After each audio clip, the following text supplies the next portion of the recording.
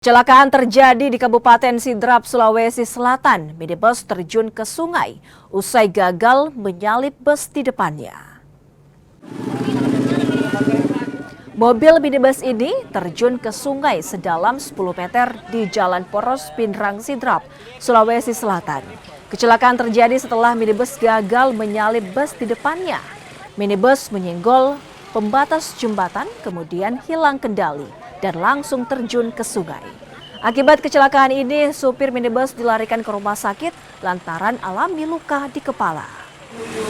Kota Pindrang, menurut informasi warga, kendaraan tersebut hendak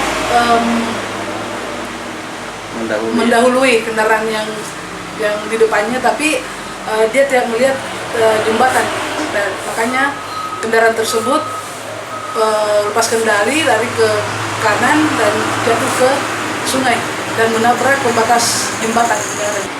Minibus mobil Avanza DP 1821 SY, di mana korban mengalami sakit pada kepala dan sekarang sudah ada di rumah sakit Pindrang, rumah sakit umum Pindrang.